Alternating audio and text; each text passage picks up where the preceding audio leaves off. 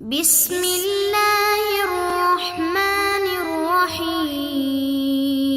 السلام علیکم ویورز، آج کا ہمارا جو ٹاپک ہے وہ حضور نبی کریم صلی اللہ علیہ وآلہ وسلم کی روز قیامت، شفاعت اور شیطان کی سچائی سے ہے۔ جو پہلی حدیث ہم بیان کرنے جا رہے ہیں وہ حضور نبی کریم صلی اللہ علیہ وسلم کی روز قیامت، شفاعت سے متعلق ہے، اور یہ حدیث صحیح البخاری جلد 2 کی کتاب تفسیر القرآن 1820 حدیث میں ہے، جس میں محمد بن مقاتل نے حدیث بیان کی۔ انہیں عبداللہ نے خبر دی، انہیں ابو حیان تیمی نے خبر دی، انہیں ابو ذرہ بن عمرو بن جریر نے، اور ان سے ابو ہریرہ رضی اللہ تعالیٰ عنہ نے بیان کیا کہ رسول اللہ صلی اللہ علیہ وآلہ وسلم کی خدمت میں گوشت لایا گیا اور دست کا حصہ آپ کے سامنے پیش کیا گیا، تو آپ صلی اللہ علیہ وآلہ وسلم نے اپنے دانتوں سے اسے تناول فرمایا۔ حضور صلی اللہ علیہ وآلہ وسلم کو دست کا گوشت بے حد پسند تھا۔ آپ صلی اللہ علیہ وسلم نے ارشاد فرمایا، قیامت کے دن میں لوگوں کا سردار ہوں گا۔ تمہیں معلوم بھی ہے یہ کون سا دن ہوگا؟ اس دن دنیا کی ابتدا سے قیامت کے دن تک کی ساری خلقت جمع ہو جائے گی، ایک چٹیل میدان میں کہ ایک پکارنے والے کی آواز سب کے کانوں تک پہنچ سکے گی اور ایک نظر سب کو دیکھ سکے گی۔ سورج بالکل قریب ہو جائے گا، لوگوں کی پریشانی اور بے قراری کی کوئی انتہا نہ رہے گی، برداشت سے باہر ہو جائے گی۔ لوگ آپس میں کہیں گے، دیکھتے نہیں کہ ہماری کیا حالت ہو گئی ہے؟ کیا کوئی ایسا برگزیدہ بندہ نہیں ہے جو رب العزت کی بارگاہ میں ہماری شفاعت کرے؟ بعض لوگ بعض سے کہیں گے کہ حضرت آدم علیہ السلام کے پاس چلنا چاہیے۔ چنانچہ سب لوگ حضرت آدم علیہ السلام کی خدمت میں حاضر ہوں گے اور عرض کریں گے کہ آپ انسانوں کے جد امجد ہے، اور اللہ تعالیٰ نے آپ کو اپنے ہاتھ سے پیدا کیا اور اپنی طرف سے خصوصیت کے ساتھ آپ میں روح ہوگی۔ فرشتوں کو حکم دیا اور انہوں نے آپ کو سجدہ کیا، اس لیے آپ اپنے رب کے حضور میں ہماری شفاعت کر دیجئے۔ آپ دیکھ رہے ہیں کہ ہم کس حال کو پہنچ چکے ہیں۔ حضرت آدم علیہ السلام کہیں گے کہ میرا رب انتہائی غضبناک ہے، اس سے پہلے کبھی اتنا غضبناک نہ وہ کبھی ہوا تھا اور نہ آج کے بعد کبھی اتنا غضبناک ہوگا، اور اللہ رب العزت نے مجھے بھی درخت سے روکا تھا لیکن میں نے اس کی نافرمانی کی تھی۔ نفسی نفسی نفسی، کسی اور کے پاس جاؤ، وہاں نوح علیہ السلام کے پاس جاؤ۔ چنانچہ سب لوگ حضرت نوح علیہ السلام کی خدمت میں حاضر ہوں گے اور عرض کریں گے، اے نوح علیہ السلام، آپ سب سے پہلے پیغمبر ہیں جو اہل زمین کی طرف بھیجے گئے تھے، اور آپ کو اللہ تعالیٰ نے شکر گزار بندے کا خطاب دیا ہے، آپ ہی ہمارے لیے اپنے رب کے حضور میں شفاعت کر دیجئے۔ آپ دیکھ رہے ہیں کہ ہم کس حال کو پہنچ چکے ہیں۔ نوح علیہ السلام بھی کہیں گے کہ میرا رب اتنا غضبناک ہوا ہے کہ اس سے پہلے کبھی اتنا غضبناک نہیں ہوا تھا اور نہ آج کے بعد کبھی اتنا غضبناک ہوگا، اور مجھے ایک دعا کی قبولیت کا یقین دلایا گیا تھا جو میں نے اپنی قوم کے خلاف کر لی تھی۔ نفسی نفسی نفسی، میرے سوا کسی اور کے پاس جاؤ،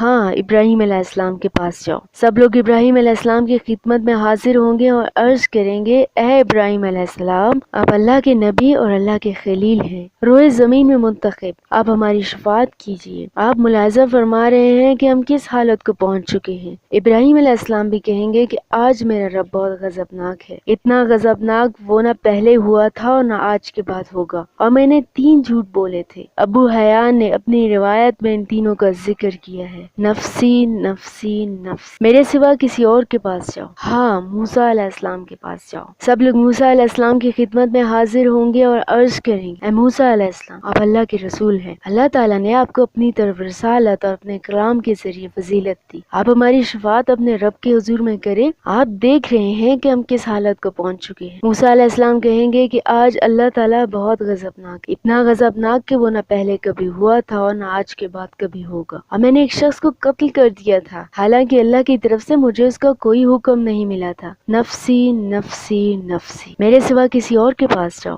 ہاں حضرت عیسیٰ علیہ السلام کے پاس جاؤ۔ سب لوگ حضرت عیسیٰ علیہ السلام کی خدمت میں حاضر ہوں گے اور عرض کریں گے، اے عیسیٰ علیہ السلام، آپ اللہ کے رسول اور ان کا کلمہ ہے جسے اللہ نے مریم علیہ السلام پر ڈالا اور اللہ کی طرف سے روح ہے، آپ نے بچپن میں گہوارے میں لوگوں سے باتیں کی، ہماری شفاعت کیجیے۔ آپ خود دیکھ سکتے ہیں کہ ہماری کیا حالت ہو چکی ہے۔ حضرت عیسیٰ علیہ السلام بھی کہیں گے کہ میرا رب آج اس درجے غضبناک ہے کہ نہ اس سے پہلے کبھی اتنا غضبناک ہوا تھا اور نہ کبھی ہوگا، اور آپ کسی لغزش کا ذکر نہیں کریں گے، صرف اتنا کہیں گے، نفسی نفسی نفسی، میرے سوا کسی اور کے پاس جاؤ، ہاں محمد صلی اللہ علیہ وآلہ وسلم کے پاس جاؤ۔ سب لوگ حضور اکرم محمد صلی اللہ علیہ وآلہ وسلم کی خدمت میں حاضر ہوں گے اور عرض کریں گے، اے محمد صلی اللہ علیہ وآلہ وسلم، اب اللہ کے رسول اور سب سے آخری پیغمبر ہیں اور اللہ تعالیٰ نے آپ کے تمام اگلے پچھلے گناہ معاف کر دیے ہیں۔ اپنے رب کے حضور میں ہماری شفاعت آپ خود دیکھ سکتے ہیں کہ ہم کس حالت کو پہنچ چکے ہیں۔ حضور اکرم صلی اللہ علیہ وسلم نے فرمایا کہ آخر میں آگے بڑھوں گا اور عرش تلے پہنچ کر اپنے رب العزت کے لیے سجدے میں گر پڑوں گا۔ پھر اللہ تعالیٰ مجھ پر اپنی حمد اور حسن ثنا کے دروازے کھول دے گا کہ وہ مجھ سے پہلے کسی اور کو وہ طریقے نہیں بتائے تھے۔ پھر کہا جائے گا محمد صلی اللہ علیہ وآلہ وسلم اپنا سر اٹھائیے، مانگیے آپ کو دیا جائے گا، شفاعت کیجیے آپ کی شفاعت قبول کی جائے گی۔ اب میں اپنا سر اٹھاؤں گا اور عرض کروں گا میری امت، اے میرے رب میری امت، اے میرے رب۔ کہا جائے گا محمد صلی اللہ علیہ وسلم اپنی امت کے ان لوگوں کو جن پر کوئی حساب نہیں جنت کے داہنے دروازے داخل کیجیے۔ ویسے انہیں اختیار ہے جس دروازے سے چاہیں دوسرے لوگوں کے ساتھ داخل ہو سکتے ہیں۔ پھر حضور صلی اللہ علیہ وسلم نے فرمایا ذات کی قسم جس کے قبضہ و قدرت میں میری جان ہے، جنت کے دروازے کے دونوں کناروں میں اتنا فاصلہ ہے جتنا مکہ اور حمیر میں ہے یا جتنا مکہ اور بصرہ میں ہے۔ یہ تو پہلی حدیث حضور نبی کریم صلی اللہ علیہ وسلم کی قیامت کے روز شفاعت سے متعلق تھی۔ ایک دوسری حدیث جو کہ شیطان کی سچائی سے متعلق ہے، یہ صحیح بخاری جلد اول کتاب الوکالہ کی حدیث نمبر 1439 میں عثمان بن ہیشم ابو عمر نے بیان کیا کہ ہم سے عوف نے حدیث بیان کی، ان سے محمد بن سیری نے اور ان سے ابو ہریرہ رضی اللہ تعالیٰ عنہ نے بیان کیا کہ رسول اللہ صلی اللہ علیہ وآلہ وسلم نے مجھے رمضان کی زکوٰۃ کی حفاظت کے لیے وکیل بنایا۔ میں حفاظت کر رہا تھا کہ ایک شخص میرے پاس آیا اور غلے میں سے جس کی میں حفاظت کر رہا تھا اٹھانے لگا۔ میں نے اسے پکڑ لیا اور کہا کہ بخدا میں تمہیں رسول خدا صلی اللہ علیہ وآلہ وسلم کی خدمت میں حاضر کروں گا۔ اس پر اس نے کہا کہ خدا کی قسم میں بہت محتاج ہوں، بال بچے ہیں اور بڑی سخت ضرورت ہے۔ انہوں نے بیان کیا کہ اس کی گریہ زاری پر میں نے اسے چھوڑ دیا۔ صبح ہوئی تو رسول نبی کریم صلی اللہ علیہ وآلہ وسلم سے مجھ سے دریافت فرمایا، اے ابو ہریرہ رضی اللہ تعالیٰ عنہ، گزشتہ رات تمہارے قیدی نے کیا کیا تھا؟ میں نے کہا یا رسول اللہ صلی اللہ علیہ وآلہ وسلم، اس نے سخت ضرورت اور بال بچوں کا رونا رویا، اسی لیے مجھے اس پر رحم آ گیا اور میں نے اسے چھوڑ دیا۔ آن حضور صلی اللہ علیہ وآلہ وسلم نے فرمایا کہ وہ تو تم سے جھوٹ بول گیا تھا، ابھی پھر آئے گا۔ رسول اللہ صلی اللہ علیہ وسلم کے ارشاد کی وجہ سے مجھے یقین تھا کہ وہ پھر آئے گا، اس لیے میں اس کی طاق میں لگا رہا، اور جب وہ آ کے غلہ اٹھانے لگا تو میں نے اسے اس مرتبہ بھی پکڑ لیا اور کہا کہ تمہیں رسول خدا صلی اللہ علیہ وسلم کی خدمت میں حاضر کرنا ضروری ہے، لیکن اب بھی اس کی وہی التجا تھی، مجھے چھوڑ دو، میں محتاج ہوں، بال بچوں کا بوجھ ہے، کبھی نہیں آؤں گا۔ مجھے رحم آ گیا اور میں نے اسے چھوڑ دیا۔ صبح ہوئی تو رسول کریم صلی اللہ علیہ وآلہ وسلم نے مجھ سے فرمایا، ابو ہریرہ رضی اللہ تعالیٰ عنہ، تمہارے قیدی نے کیا کیا؟ میں نے عرض کیا یا رسول اللہ صلی اللہ علیہ وسلم، اس نے پھر اسی سخت ضرورت اور بال بچوں کا رونا رویا تھا، مجھے رحم آ گیا اس لیے چھوڑ دیا۔ آپ صلی اللہ علیہ وسلم نے اس مرتبہ بھی یہی فرمایا کہ تم سے جھوٹ بول گیا ہے، پھر آئے گا۔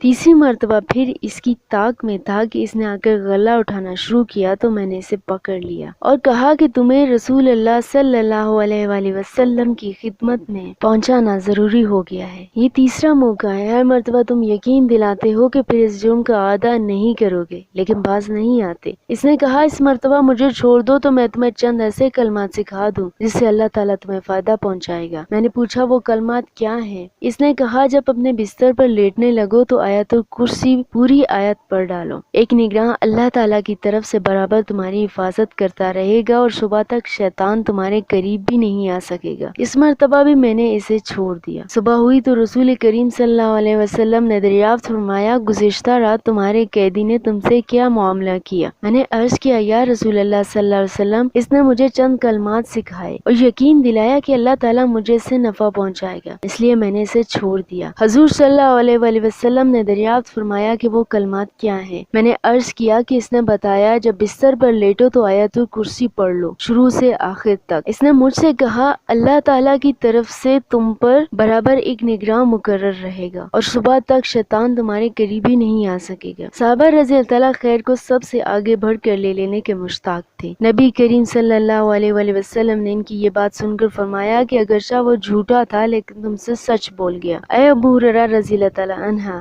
یہ بھی معلوم ہے کہ 3 راتوں سے تمہارا واسطہ کس سے تھا؟ ابو ہریرہ رضی اللہ تعالیٰ عنہ نے کہا نہیں، تو حضور صلی اللہ علیہ وسلم نے فرمایا کہ وہ شیطان تھا۔ اس کے ساتھ ہی ہم اللہ رب العزت سے دعا کرتے ہیں کہ اللہ تعالیٰ ہمیں روز قیامت حضور نبی صلی اللہ علیہ وسلم کی شفاعت عطا فرمائے اور شیطان مردود سے اپنی پناہ میں رکھے۔ اس کے ساتھ ہی میں آپ سے اجازت چاہوں گی، اللہ حافظ۔ قال رب اشرح لي صدري ويسر لي أمري واحلل عقدة من لساني يفقهوا قولي